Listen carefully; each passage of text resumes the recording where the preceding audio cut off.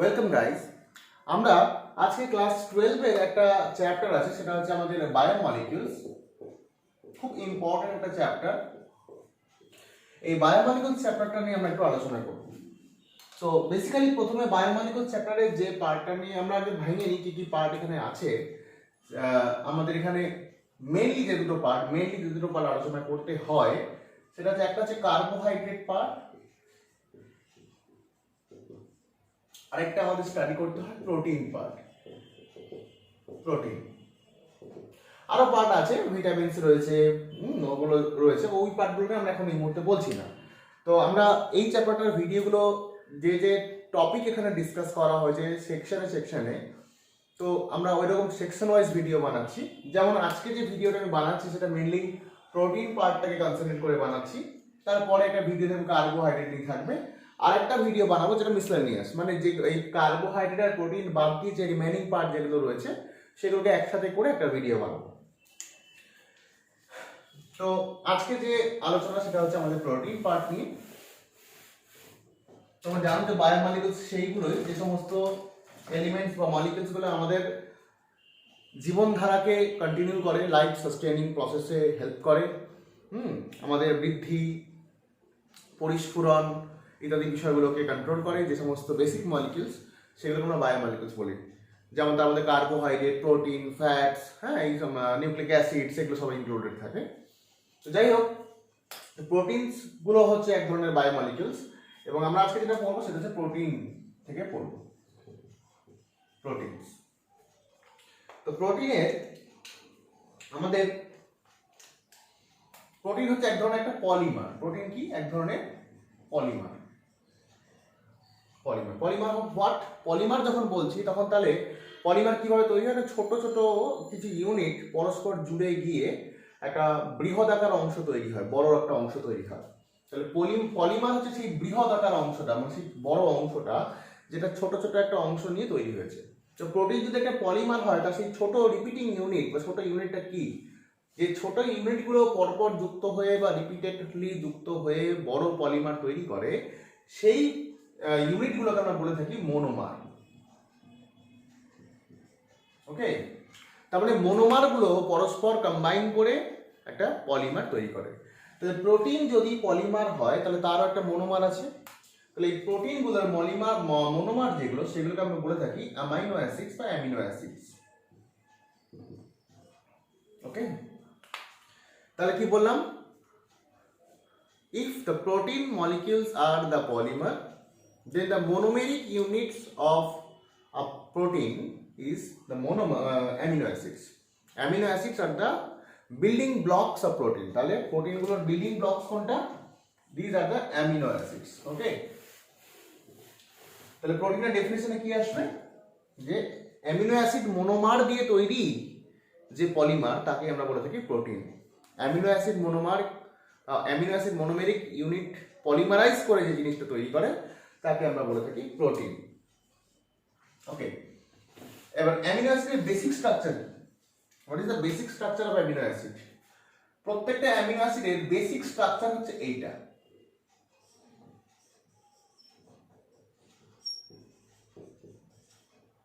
প্রত্যেকটা অ্যামিনো অ্যাসিডের basic structure হচ্ছে এটা। অর্থাৎ ওর মধ্যে একটা অ্যাসিডিক সিটাবোলাইজ গ্রুপ আছে, একটা বেসিক অ্যামিন গ্রুপ আছে, এবং এই আর গ্রুপটা ভ্যারি করলে different type of amino acid তৈরি হয়। যেমন ধরো আরটা যদি তোমার এইচ হয় তখন আমরা তাকে এইটা বলে থাকি, এই অ্যামিনো অ্যাসিডের নাম হবে গ্লাইসিন। আর আরটা যদি তোমার CH3 হয় তখন তাকে আমরা বলবো লাইসিন, অ্যালানিন। ভুল বললাম, অ্যালানিন। তাহলে আর এখানে CH2PH হতে পারে। আর যদি CH2PH হয় তখন তার নাম হচ্ছে ফিনাইল অ্যালানিন। ঠিক আছে, তাহলে আমি কি বললাম? প্রত্যেকটা প্রোটিনের অ্যামিনো অ্যাসিড যেটা, সেই অ্যামিনো অ্যাসিডের বেসিক স্ট্রাকচার হচ্ছে এটা, এবং এই বেসিক স্ট্রাকচার এটা, এবং এই আরটা ভ্যারি করলে তোমার different type of amino acid তৈরি হয়। ওকে, ডিফারেন্ট টাইপ অফ অ্যামিনো অ্যাসিডের কথা বলি এবারে একটুখানি। যে কোনো লিটারেচারে কোনো বইতে দেখবে লেখা আছে যে 20টা অ্যামিনো অ্যাসিডের কথা বলা আছে বেসিক, কোথাও 21টা, কোথাও 22টা বলা আছে। ঠিক আছে, আমি 20টা ধরেই বলছি, বিভিন্ন লিটারেচার বিভিন্ন কথা বলা আছে। বেসিক্যালি 20টার কথা কেউ বলছে 22টা, কেউ বলছে 21টা, হোয়াট এভার। তাহলে আমি যদি 20টাই ধরি যে টোটাল 20 অ্যামিনো অ্যাসিডস আছে, এবং এই 20 অ্যামিনো অ্যাসিডের মধ্যে 9টা আমাদের বডি প্রডিউস করতে পারে, সরি 11, এই 9টা হচ্ছে আমাদের বডি প্রডিউস করতে পারে না।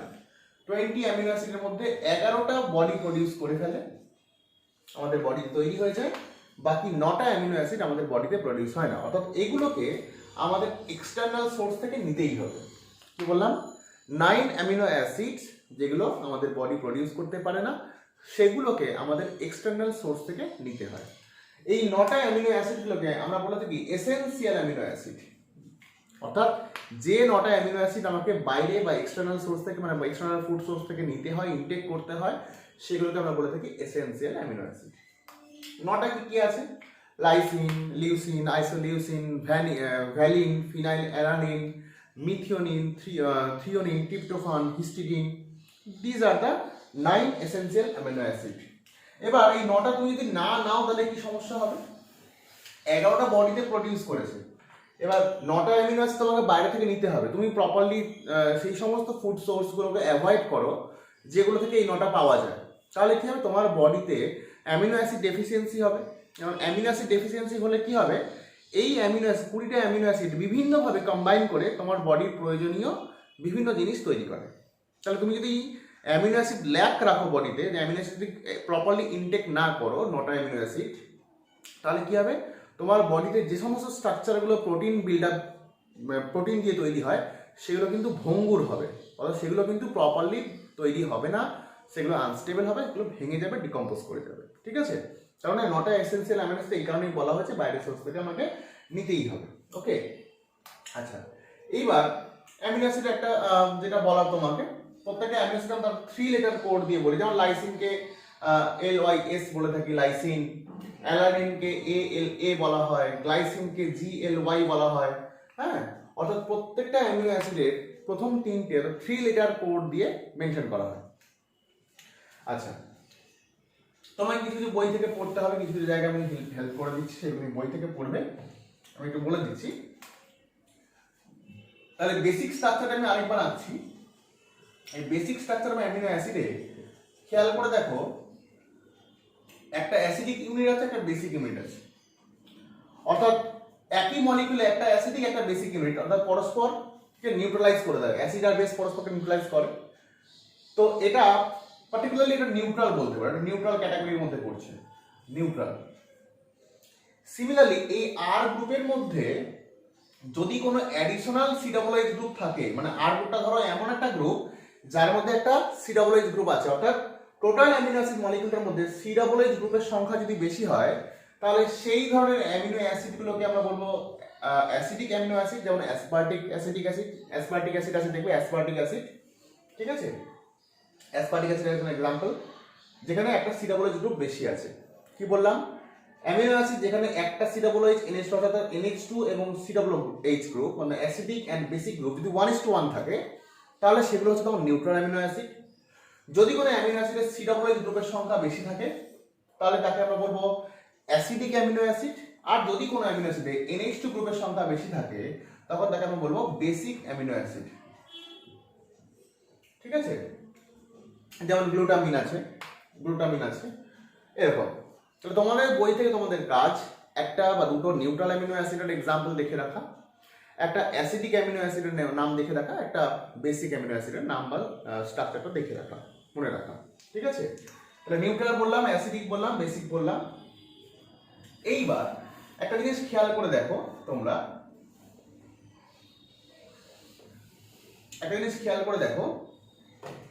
এই অ্যামিনো অ্যাসিডের আর গ্রুপটা যদি এক্সেপ্ট হাইড্রোজেন, মানে হাইড্রোজেন ছাড়া অন্য কিছু হয়, ভালো করে বোঝো, অ্যামিনো অ্যাসিডের এই আর গ্রুপটা যদি হাইড্রোজেন ছাড়া অন্য কিছু হয়, তাহলে এই কার্বনটা কিন্তু একটা কাইরাল কার্বন হবে, অপটিক্যালি অ্যাক্টিভ কার্বন হবে।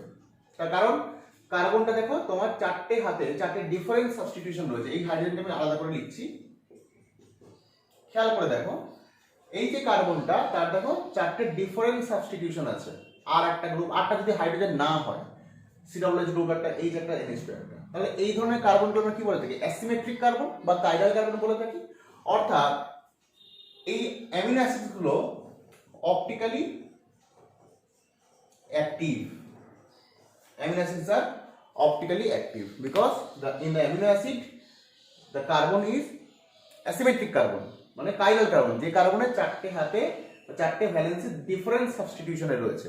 ওকে, তার মানে দেখো এবার এই যে অ্যামিনো অ্যাসিড আমি আঁকছি, দেখো এখানে R ইকুয়াল টু H নিয়েছি, এর নাম হচ্ছে গ্লাইসিন। গ্লাইসিন খেয়াল করে দেখো, এই যে অ্যামিনো অ্যাসিড আমি আঁকলাম, মানে যেখানে R ইকুয়ালস টু H, Rটা যদি H হয় তাহলে তাকে বলা হয় গ্লাইসিন, আর R যদি CH3 হয় তখন তাকে বলবো আমরা অ্যালানিন। তো খেয়াল করে দেখো, একমাত্র গ্লাইসিনই এমন একটা অ্যামিনো অ্যাসিড যেখানে কার্বনের ডিফারেন্ট সাবস্টিটিউশন নেই, দুটো সাবস্টিটিউশন একই আছে, একই রকমের রয়েছে। তাহলে গ্লাইসিন কিন্তু তোমার অপটিক্যালি ইনঅ্যাক্টিভ। গ্লাইসিনে কিন্তু কোনো অ্যাসিমেট্রিক কার্বন নেই বা কোনো কাইরাল কার্বন নেই, তার মানে এটা হচ্ছে তোমার অপটিক্যালি ইনঅ্যাক্টিভ। তার মানে এক্সেপ্ট গ্লাইসিন, মাথায় রাখবে, এক্সেপ্ট গ্লাইসিন যতগুলো অ্যামিনো অ্যাসিড আছে all of them are asymmetrically substituted এবং প্রত্যেকে তোমার কি হবে? অপটিক্যাল অ্যাক্টিভিটি প্রদর্শন করবে। কি বললাম? Except glycine. গ্লাইসিনটাতে একমাত্র দুটো কার্বন, একই কার্বনে দুটো হাইড্রোজেন রয়েছে, আর বাকি গ্লাইসিন বাদে যত রকমের অ্যামিনো অ্যাসিড আছে সবগুলোতে আটটা হাইড্রোজেন ছাড়া অন্য যা কিছু হতে পারে। তাহলে গ্লাইসিন বাদ দিয়ে বাকি যত অ্যামিনো অ্যাসিড আছে সেগুলো সবই অপটিক্যালি অ্যাক্টিভ। তার মানে গ্লাইসিনটাই একমাত্র যেটা তোমার অপটিক্যালি ইনঅ্যাক্টিভ। D আর L configuration of amino acid বলে দিই। D এন্ড L কনফিগারেশন, যদি কোনো অ্যামিনো অ্যাসিডকে আমরা এভাবে রিপ্রেজেন্ট করি,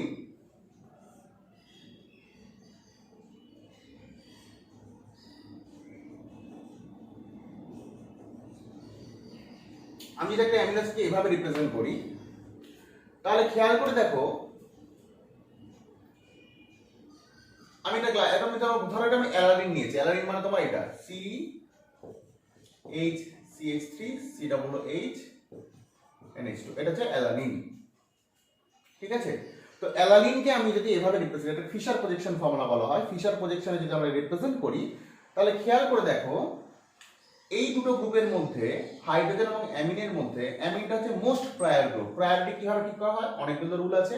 এখানে অ্যাটমিক নাম্বারের ভিত্তিতে প্রায়োরিটি সেট করা হয়েছে। যার অ্যাটমিক নাম্বার বেশি তার প্রায়োরিটি বেশি।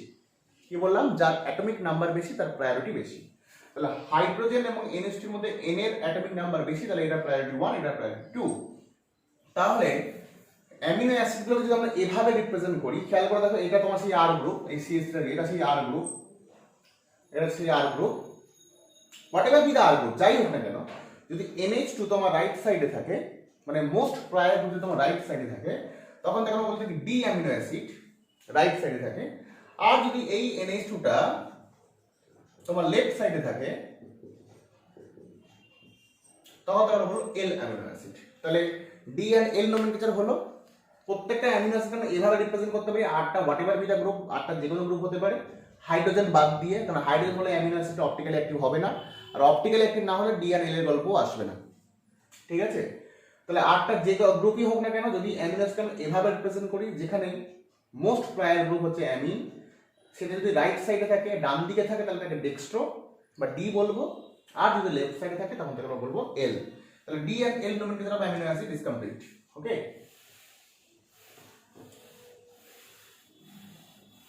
মোস্ট ইম্পর্টেন্ট পার্টগুলো আমি এখানে আলোচনা করছি।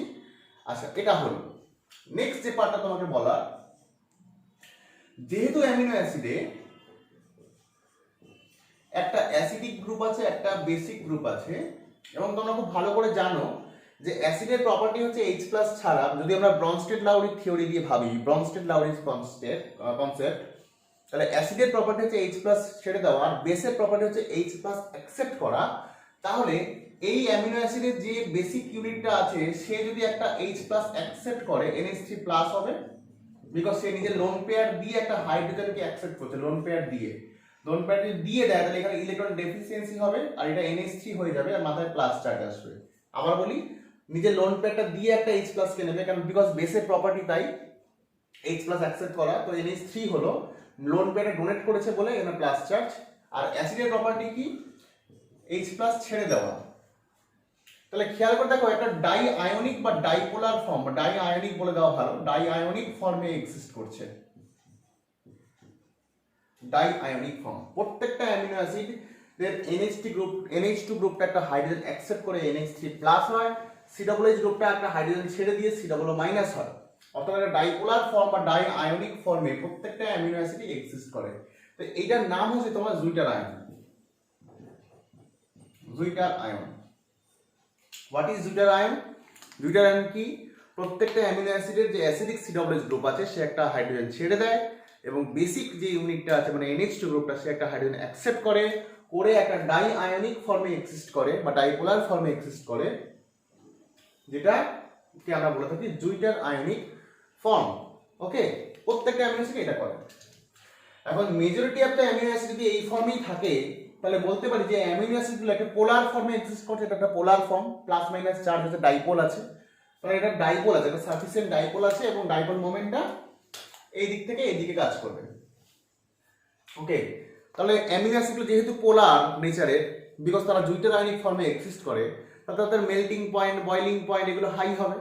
যেহেতু পোলার নেচার আছে, তাহলে এদের ওয়াটার সলিবিলিটি খুব বেশি হবে, ওয়াটারের সলিবিলিটি হবে মারাত্মকভাবে। তাহলে কি বললাম, যেহেতু অ্যামিনো অ্যাসিডগুলোর মধ্যে একটা পোলার নেচার আছে, পোলার নেচার থাকার জন্য কি হবে, এদের ডাইপোল মোমেন্ট হাই হয়। ডাইপোল মোমেন্ট হাই হওয়ার জন্য এদের melting point, boiling point high হয়, মানে আয়নিক ক্যারেক্টার রয়েছে, এদের ওয়াটার সলিবিলিটি খুব হাই হয়। ওকে, আচ্ছা, এবার যেটা তোমাকে বলার, আইসোইলেকট্রিক পিএইচ এর কথা তোমাকে আমি বলবো। নতুন পয়েন্ট, আইসোইলেকট্রিক পিএইচ কি জিনিস সেটা দেখ। আচ্ছা, এই যে অ্যামিনো অ্যাসিড এরকম ভাবে রয়েছে, আমি যদি এখানে পিএইচ হাই করে দিই, পিএইচ হাই মানে বেসিক মিডিয়াম, পিএইচ হাই মানে বেসিক মিডিয়াম। ওকে, যদি পিএইচ হাই করে দিই তাহলে কি হবে, বেসিক মিডিয়ামে এটার এক্সট্রা যে হাইড্রোজেন রয়েছে সেটা থাকবে না, মানে এটা NH2 ফর্মে এক্সিস্ট করবে, আর এটা COO মাইনাস করবে। বিকজ বেসিক মানে লটস অফ OH মাইনাস রয়েছে, তো OH মাইনাস অ্যাসিডের H প্লাস কে নিয়ে নেবে, তো এটা COO মাইনাস ফর্মে থাকবে। মানে OH মাইনাস কোনো এক্সট্রা হাইড্রোজেন থাকতে দেবে না, OH মাইনাস কোনো এক্সট্রা হাইড্রোজেন থাকতে দেবে না। তাহলে NH3 তে একটা এক্সট্রা হাইড্রোজেন আছে, সেটাকে নিয়ে নেওয়ার পরে NH2 আগারই থাকছে। তাহলে এটাকে আমরা বলতে পারি mono anionic form, mono anionic form. Okay, আর যদি পিএইচ লো করে দিই, পিএইচ লো মানে অ্যাসিডিক, পিএইচ লো মানে অ্যাসিডিক, অ্যাসিডিক মানে লটস অফ H প্লাসেস আর দেয়ার, প্রচুর H প্লাস, অর্থাৎ কোনো জায়গায় হাইড্রোজেন ভ্যাকেন্সি থাকবে না। তার মানে এই যে গ্রুপটা এটা COOH হয়ে যাবে, বিকজ পিএইচ লো আছে, পিএইচ লো মানে মিডিয়ামে প্রচুর H প্লাস রয়েছে। আর অ্যামোনিয়ার NH3 প্লাস ফর্মে থাকতে অসুবিধা নেই, বিকজ সেখানে লটস অফ H প্লাস রয়েছে, তো অ্যামোনিয়া একটা H প্লাস অ্যাকসেপ্ট করতেই পারে। তার মানে দেখো এটা হচ্ছে মোনো ক্যাটায়নিক ফর্ম, MC লিখলাম। ওকে, তাহলে কি বললাম, এট লো পিএইচ অ্যামিনো অ্যাসিডগুলি মোনো ক্যাটায়নিক ফর্মে এক্সিস্ট করে, এট হাই পিএইচ অ্যামিনো অ্যাসিডগুলি মোনো অ্যানায়নিক ফর্মে এক্সিস্ট করে। তাহলে পিএইচ এর কোনো একটা, তাহলে দেখো এটা লো পিএইচ, এদিকটা বললাম লো পিএইচ, আর এদিকটা বললাম হাই পিএইচ। তাহলে মিডিল কোনো একটা জায়গায় সে জুইটার আয়নিক ফর্মে এক্সিস্ট করে, তাই তো। লো পিএইচ এ মোনোক্যাটায়নিক, হাই পিএইচ এ মোনো অ্যানায়নিক। তাহলে লো আর হাই এর মাঝামাঝি কোনো একটা পিএইচ এ সে এরকম ডাই আয়নিক ফর্মে বা ডাইপোলার ফর্মে এক্সিস্ট করে। এখন আমি এটা মিডিল পিএইচ এটা ধরলাম, এটা অ্যাভারেজ বা মিডিল পিএইচ। ওকে, এটা মিড পিএইচ নিলাম, মিড পিএইচ, এটা মিড পিএইচ আমি নিলাম এখানে, দেখো whatever be the value of the pH. এখন এই পিএইচটাকে কি নাম দেব, কি ডাকবো এই পিএইচটাকে? খেয়াল করে দেখো, যখন মোনোক্যাটায়নিক ফর্মে আছে তখন যদি আমরা ইলেকট্রোফোরেসিস করি, মানে ক্যাথোড আর অ্যানোড দুটো ইলেকট্রোডের মাধ্যমে যদি আমরা ইলেকট্রোলিসিস করার চেষ্টা করি, আবারও বলছি, যখন লো পিএইচ নিয়েছি, ধরছি কোনো একটা কন্টেনারের মধ্যে আমি লো পিএইচে অ্যামিনো অ্যাসিড নিয়েছি, তখন ক্যাথোড এবং অ্যানোড যে দুটো ইলেকট্রোড আমি ডুবিয়েছি, তখন কি দেখবো, যখন আমরা কারেন্ট পাঠাবো দেখবো এই ক্যাটায়নিক ফর্মটা ক্যাথোডে গিয়ে জমা হয়েছে, বিকজ ক্যাথোডটা নেগেটিভ চার্জ থাকে, তাহলে ক্যাটায়নিক ফর্মটা ক্যাথোডের দিকে চলে যাবে।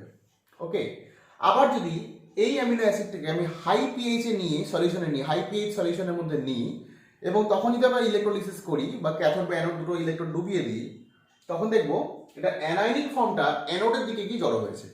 তাহলে কি বললাম, হাই পিএইচে ক্যাটায়নিক ফর্মটা ক্যাথোডের দিকে চলে যায়, লো পিএইচে ভুল বললাম, হাই পিএইচে অ্যানায়নিক ফর্মটা অ্যানোডের দিকে চলে যায়, লো পিএইচে ক্যাটায়নিক ফর্মটা ক্যাথোডের দিকে চলে যায়। তাহলে মিডল একটা পিএইচ এমন আছে যে পিএইচে এটা এই ফর্মে এক্সিস্ট করে, যার মধ্যে ক্যাটায়নিক পার্ট রয়েছে, অ্যানায়নিক পার্টও রয়েছে। তাহলে ওই মিডল পিএইচ ভ্যালুতে যে পিএইচে এটা এরকম ডাইপোলার ফর্মে এক্সিস্ট করে, সেই পিএইচে ওর ক্যাথোডের দিকে যাওয়া সম্ভব নয়, অ্যানোডের দিকে যাওয়া সম্ভব নয়। বিকজ ক্যাথোডের দিকে যেতে গেলে মাথায় পজিটিভ থাকতে হবে, অ্যানোডের দিকে যেতে গেলে মাথায় নেগেটিভ চার্জ থাকতে হবে। কিন্তু যেহেতু ডাইপোলার ফর্মে দুটো চার্জই আছে, তাহলে ডাইপোলার ফর্মে ও ক্যাথোডও যেতে পারবে না, অ্যানোডের দিকে যেতে পারবে না।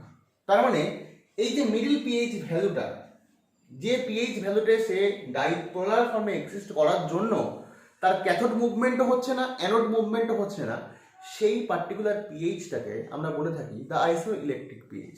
পরীক্ষা কোশ্চেন বলো আইসো ইলেকট্রিক পিএইচ কি বলতে বলো। ওকে, চলো আমি একটা ব্রিফ সামারি করছি এই পার্টটাতে, ইম্পর্টেন্ট পার্টটাতে। ওকে, নেক্সট যেটা বলার তোমাকে, peptide formation. Peptide, what is peptide? পেপটাইডকে যদি পার্টিকুলারলি বলি, এটা একটা টাইপ অফ বন্ড। আমি যদি আরো জিস্ট করে বলি, NHCO bond, NHCO type bond, এরকম একটা বন্ড। পেপটাইড হচ্ছে একটা NHCO টাইপ বন্ড, যে বন্ডগুলোর মাধ্যমে কি হয়, তোমার অ্যামিনো অ্যাসিডগুলো পরস্পর কম্বাইন করে পলিমার তৈরি করে, মানে প্রোটিন তৈরি করে। ওই যে একটা অ্যামিনো অ্যাসিড আরেকটা অ্যামিনো অ্যাসিড কম্বাইন করবে করবে করবে, এরকম ভাবে তো তোমার তৈরি হবে প্রোটিনটা। তাহলে হাউ দে কম্বাইন, কি করে তারা কম্বাইন করে, দেখা যাক কিভাবে কম্বাইন করে। যদিও অনেকগুলো টেকনিক আছে, আমরা সেই প্রসেস যাচ্ছি না, মানে সেগুলো যেমন আছে স্প্রাউডিং, লাইগেশন, হ্যাঁ, প্রোটেকশন, ডিপ্রোটেকশন, অনেকগুলো গল্প আছে, এগুলো হায়ার কেমিস্ট্রি পার্ট, ক্লাস 12-এ আমরা ওই পার্টে যাবো না, আমরা সিম্পল ভাবে দেখবো। ধরো আমি তোমাকে এরকম একটা, আমি ধরো অ্যালানিন দিলাম, কথার কথা আমি নিলাম তোমাকে এখানে অ্যালানিন, এখানে থাকলো NH2, এটা COOH গ্রুপ, আর এদিক থেকে আমি নিলাম মনে করো গ্লাইসিন নিয়েছি, গ্লাইসিন। তাহলে একদিকে নিয়েছি আমি অ্যালানিন নিলাম, একদিকে নিলাম গ্লাইসিন। এখন কি হবে, এই NH2টাকে আমি একটু ছাড়িয়ে লিখি, এইভাবে লিখি। তাহলে এখান থেকে একটা H আর এখান থেকে একটা OH, মানে -H2 করে দিলাম। তাহলে কি হলো, এই যে COOH ইউনিটটা, অ্যালানিনের এই যে ইউনিটটা, সেটা কানেক্ট হচ্ছে কার সাথে, এখানে কানেক্ট হয়ে গেল, গ্লাইসিনের সাথে কানেক্ট হয়ে গেল এইভাবে। খেয়াল করে দেখো, এই যে এখানকার H আর OH বার করো, তাহলে এই নাইট্রোজেন আর এই কার্বনটা, এই দুটো পরস্পর কানেক্ট হবে, তাই করেছি। খেয়াল করে দেখো, এই যে NHCO, এই যে নতুন কানেকশনটা, খেয়াল করে দেখো, এই যে NHCO যে বন্ডটা তৈরি হলো, এটাকে আমরা বলে থাকি পেপটাইড। এই পেপটাইডটা যেহেতু দুটো অ্যামিনো অ্যাসিড কম্বাইন করে তৈরি হয়েছে, তাহলে এর নাম হচ্ছে ডাইপেপটাইড। এরকম ভাবে আরো একটা অ্যামিনো অ্যাসিড এদিকে জুড়তে পারে, এদিকে আরেকটা অ্যামিনো অ্যাসিড, তার NH2 গ্রুপটা যদি এদিকে থাকে, হোয়াট এভার বিদ এদিকে পার্ট, তাহলে এখানে আরেকটা হবে, এদিক থেকে আরেকটা অ্যামিনো অ্যাসিড কানেক্টেড হতে পারে যদি এখানে COOH গ্রুপ থাকে। তাহলে এইভাবে ডাইপেপটাইড, ট্রাইপেপটাইড, পলিপেপটাইড তৈরি হওয়ার মাধ্যমে আমাদের অ্যামিনো অ্যাসিড তৈরি হয়। তাহলে পেপটাইড বন্ড কি করে তৈরি হয়, দুটো অ্যামিনো অ্যাসিড। তাহলে এই পেপটাইডের নাম কি হবে, এই পেপটাইডের নাম হচ্ছে, যেহেতু এটা অ্যালানিন এবং গ্লাইসিন কানেক্টেড হয়েছে, তাহলে এর নাম হচ্ছে অ্যালাগ্লাই, শর্টকাটে বলবো অ্যালাগ্লাই ডাইপেপটাইড, বিকজ অ্যালানিনের সঙ্গে গ্লাইসিনটা কানেক্টেড হয়েছে। আবার গ্লাইসিনের সঙ্গে অ্যালানিন গ্লাই অ্যালা বলতাম। এখানে লাস্ট যে কথাটা বলা, সেটা হচ্ছে C terminal amino acid and N terminal amino acid. কি বললাম, লাস্ট যে কথাটা বলা সেটা হচ্ছে C terminal amino acid and N terminal amino acid. What is C terminal amino acid? না, যে দুটো অ্যামিনো অ্যাসিড যুক্ত হয়ে এই পেপটাইডটা বানালো, সেই অ্যামিনো অ্যাসিডগুলোর মধ্যে যে অ্যামিনো অ্যাসিডটার নাইট্রোজেন এন্ডটা ফ্রি, তাকে আমরা বলি N টার্মিনাল, আর যে অ্যামিনো অ্যাসিডের COOH গ্রুপটা ফ্রি থাকছে, সেটাকে আমরা বলে থাকি C টার্মিনাল। কি বললাম, what is N terminal amino acid? না, যে দুটো অ্যামিনো অ্যাসিড যুক্ত হয়ে এই পেপটাইডটা বানালো, এই পেপটাইডের নাইট্রোজেন এন্ড ফ্রি থাকবে, একটা COOH গ্রুপ ফ্রি থাকবে। এবার এই NH2 গ্রুপটা কোন অ্যামিনো অ্যাসিডের পার্ট, এই NH2 গ্রুপটা দেখো এই গ্লাইসিন থেকে এসেছে, গ্লাইসিনের পার্ট। তার মানে এখানে এই পেপটাইডের মধ্যে গ্লাইসিনটা হচ্ছে তোমার এন টার্মিনাল, আর এই যে পেপটাইড তৈরি হচ্ছে এই COOH গ্রুপটা কোন অ্যামিনো অ্যাসিড থেকে এসেছে? COOH গ্রুপটা এসেছে তোমার এই যে এদিকে অ্যালানিন থেকে তৈরি হয়েছে, এটা অ্যালানিন থেকে, মানে এই পার্টটা অ্যালানিন ছিল, তাহলে এই COOH গ্রুপটা ইজ পার্ট অফ অ্যালানিন, তাহলে এই C terminal amino acid in this peptide is alanine. তাহলে আবার বললাম এন টার্মিনাল কি? পেপটাইড তৈরি হলো যে অ্যামিনো অ্যাসিডগুলো নিয়ে, সেই পেপটাইডের NH2 গ্রুপটা ফ্রি থাকবে একটা, আর একটা COOH গ্রুপ ফ্রি থাকবে। ওই NH2টা যে মাদার অ্যামিনো অ্যাসিডের অংশ সেটা হচ্ছে এন টার্মিনাল, এবং COOH গ্রুপটা যে মাদার অ্যামিনো অ্যাসিড থেকে এসছে সেটা হচ্ছে C terminal. So this is all about, আমার ছোটোখাটো মানে মেন অংশগুলো আমি তোমাদের অ্যামিনো অ্যাসিডের বলে দিলাম। আবার সামারাইজ করি, পেপটাইডের ডেফিনেশন বললাম, আইসোলেটিক পিএইচ বোঝালাম তোমাদের, দুইটা আয়ন ফর্ম বললাম, সি টার্মিনাল এন টার্মিনাল বললাম। এইগুলো হচ্ছে মেন অংশ অফ দ্য প্রোটিন পার্ট। এবার তোমরা কি পড়বে এখান থেকে, বই থেকে অ্যাডিশনালি পড়বে প্রোটিনের যে টার্সিয়ারি স্ট্রাকচার আছে, বিটা প্লেটেড, বিটা সিটেড, এই যে বিষয়গুলো রয়েছে সেগুলো একটু পড়বে, ডিএনএ আরএনএ বিষয়গুলো একটু দেখে নেবে। এগুলো তেমনভাবে ডিসকাস করার কিছু না, এগুলো বায়োলজিতে তোমরা পড়েছো। মেন এগুলো আমার বলার ছিল, আমার এখানে এটাই বলার। আর বাকি পার্টগুলো তোমাদের বই থেকে জাস্ট একটু রিডিং করে নেবে ভালো করে, কেমন? টাটা।